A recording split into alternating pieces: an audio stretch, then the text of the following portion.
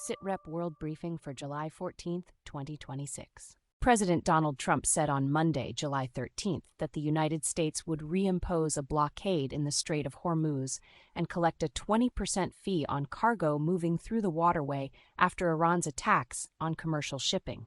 The administration tied the move to a third consecutive night of U.S. strikes on Iranian targets, but the blockade itself was set to take effect later at 8 p.m. GMT on Tuesday, July 14th. The Strait of Hormuz, between Iran and Oman, is one of the world's most important oil and gas choke points, so a U.S. decision to regulate transit there immediately raised the stakes for Gulf shipping, energy markets, and naval deployments in the region. The new U.S. measure followed a sharp escalation at sea. The United Arab Emirates condemned what it called Iran's attack on tankers, while Washington answered with fresh military action against Iran on the third straight night of strikes. The fee demand appeared designed to force ships and traders to deal with an American-enforced transit regime in a narrow passage that carries a large share of global seaborne crude exports. Because the waterway is only a few dozen miles across at its narrowest point and is bordered by Iran on one side and Oman on the other, even limited military action there can disrupt insurers, reroute vessels, and raise the cost of moving energy and manufactured goods between the Gulf, Asia, Europe, and the United States. The timing matters because the announcement and the military strikes were part of the same Monday escalation, while the enforcement deadline fell on Tuesday. That sequence indicates that Washington was not merely retaliating with air power, but also moving to alter the commercial rules of passage through a strategic maritime corridor. For Iran, the U.S. move challenged a core lever of regional power. For Gulf states, shipping firms, and importers, the immediate question became whether U.S. naval enforcement would deter further tanker attacks or provoke new confrontations involving Iranian forces, commercial vessels, and neighboring Arab states whose ports depend on uninterrupted passage through Hormuz. Ukraine said its drones attacked 11 Russian tankers in the Sea of Azov, extending a campaign that has pushed shipping on the route to a near standstill. Kyiv's reported overnight operation targeted vessels tied to Russian logistics, while the disruption hit a corridor that carries as much as a quarter of Russia's wheat exports. The Kremlin denied that repeated Ukrainian attacks had crippled the route, but the Sea of Azov has become increasingly exposed as Ukraine seeks to hit Russia's fuel supply, maritime trade, and military support networks far from the front line. The significance of the Sea of Azov extends well beyond the immediate military damage because it links southern Russian ports to the wider Black Sea export system.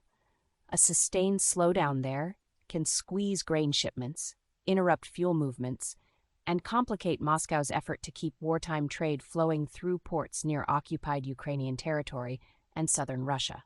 By hitting tankers rather than only fixed naval assets, Ukraine is signaling that commercial and dual-use maritime traffic is now part of a broader pressure campaign aimed at degrading Russia's economic resilience, as well as its military depth. The operation also underscores how the war has evolved into a contest over supply corridors, export earnings, and domestic stability as much as territory. If shipping remains disrupted, Russia could face added pressure from a deepening fuel crisis at the same time that grain exporters, traders, and import-dependent countries watch for delays on one of the region's most important wheat routes. For Ukraine, the attacks serve both a military and political purpose, showing that it can still project force into maritime areas that Moscow has treated as critical to sustaining its war economy. A U.S. Immigration and Customs Enforcement agent fatally shot a 26-year-old Colombian national during an operation in Biddeford, Maine. After the officer said the man's car posed a threat, the Colombian man had permission to work in the United States. The shooting in Biddeford, in the U.S. state of Maine, is likely to intensify scrutiny of how ICE conducts field operations outside the southern border and what rules agents follow when confronting drivers during arrests or surveillance. Fatal encounters involving federal immigration officers remain relatively rare compared with other law enforcement settings. Civil rights lawyers, local officials, and federal investigators are likely to focus on whether the claimed vehicle threat justified lethal force. The fact that the man was Colombian and authorized to work in the United States is also significant because it complicates any simple portrayal of the case as one involving only unauthorized migration. Maine has not been a symbolic center of U.S. immigration enforcement in the way Texas or Arizona have been. The immediate next steps are expected to center on reconstruction of the encounter in Biddeford, the officer's explanation of the threat, and whether prosecutors or internal investigators find the shooting was consistent with federal policy. Ebola cases in the Democratic Republic of Congo have continued to spread, with 2 new provinces registering infections. The expansion beyond earlier affected areas has raised pressure on Congolese health authorities and humanitarian teams because Ebola control depends on rapid testing, strict isolation, and swift contact tracing in places where transport, staffing, and clinical capacity are often limited.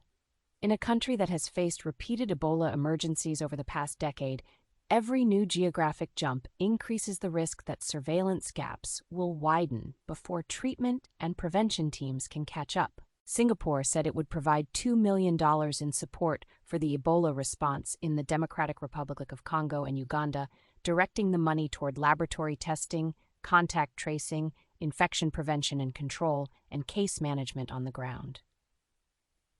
For Kinshasa and its partners, outside funding matters not only for immediate treatment, but also for moving diagnostic equipment, protecting health workers, and monitoring exposed contacts before isolated cases develop into wider clusters. The Democratic Republic of Congo has extensive experience with Ebola response operations, but recurrent conflict, population movement, and fragile medical infrastructure have repeatedly complicated containment efforts, especially outside major urban centers.